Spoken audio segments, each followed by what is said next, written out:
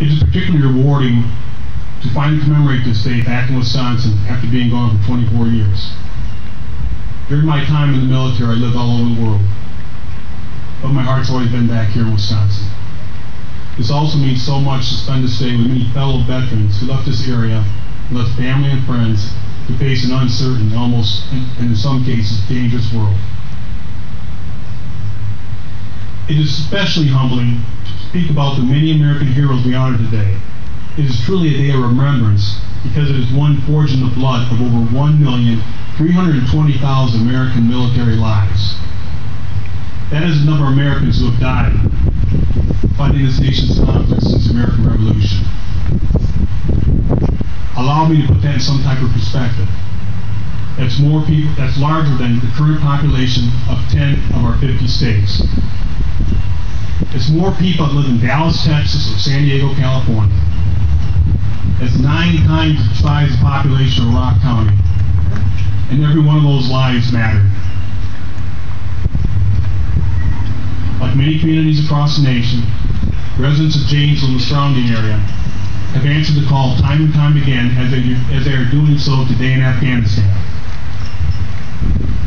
In our country, we do a wonderful job of creating and building physical memorials. The Vietnam Wall, the World War II Memorial, the Korean Memorial, and our own memorials right here in Janesville, like the one downtown to the Janesville 99, and this one that I just mentioned here in Traxler Park. At these hallowed places, we can see and even trace with our fingertips the names of those who have given their lives in defense of our country. Memorial Day is a special holiday, a single day in which we honor the spirit of all those who died in service to our nation, but whom we continue to remember in our hearts.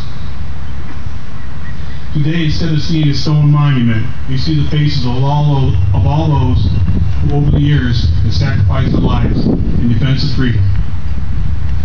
We see the name of Janesville native John Johnson, who fought in the Civil War and won the Medal of Honor at the Battle of Antietam, which was the bloodiest single day in American military history.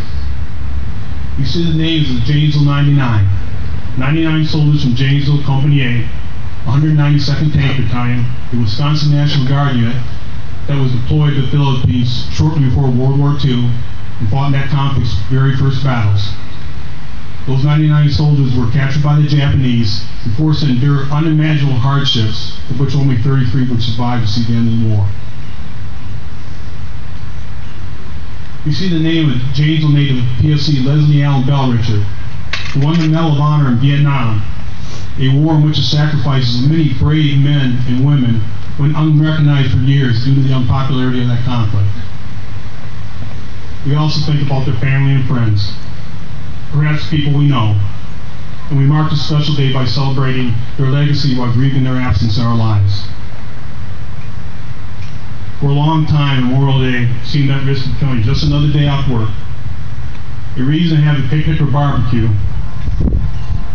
a weekend trip to northern Wisconsin, or the start of summer vacation. But in recent years, a renewed emphasis to the meaning of this day has unfolded. A new awareness of the sacrifices our military members are making is emerging, becoming an ingrained part of our American experience. President Obama opened his last State of the Union speech with recognition and praise of our nation's military.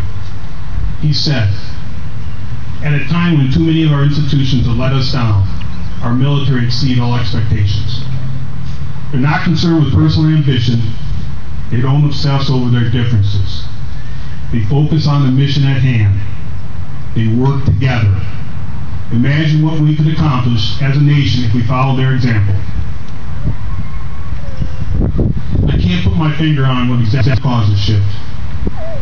Maybe it was lessons learned from the Vietnam conflict, a conflict whose veterans fought bravely and honorably, but who were largely unappreciated and ignored by a country that just wanted to forget that war.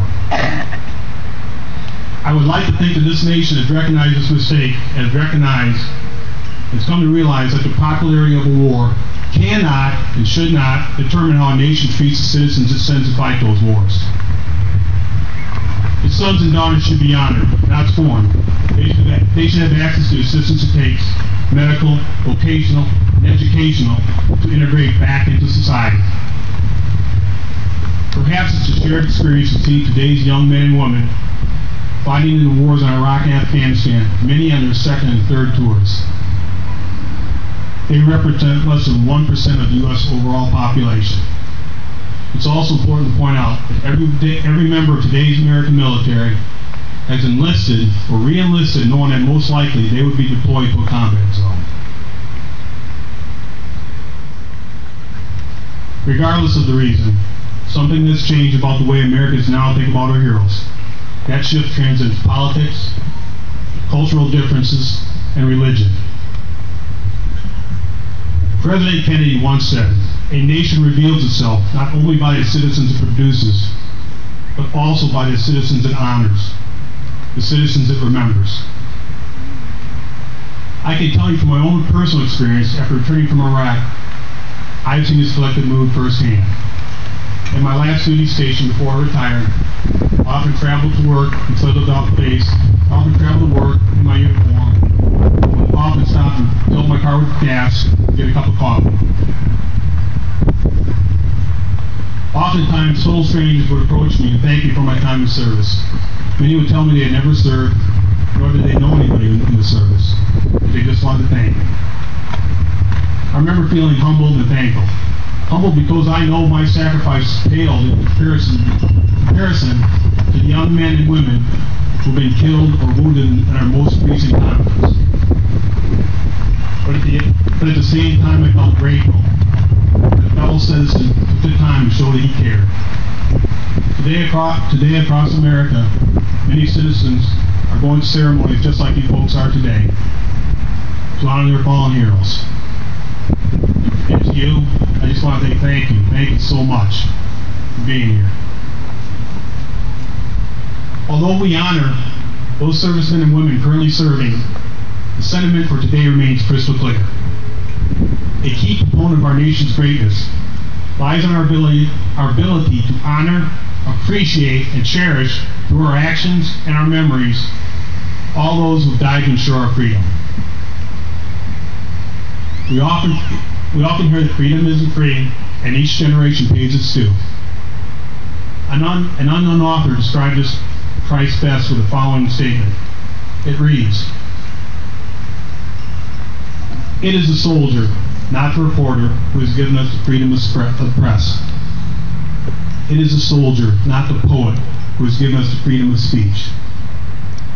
It is the soldier, not the campus organizer, who gives us freedom to demonstrate. It is a soldier who salutes the flag, who serves beneath the flag, whose coffin is draped by the flag, who allows the protester to burn the flag." Today is our day to say thank you to those for generations that put the bill, to those who have paid so dearly with their lives, and to their families and friends whose lives are forever changed. We also owe an enormous debt.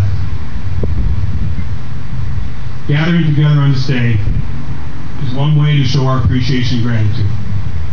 But how do we extend that reverence we feel today to the other days of the year?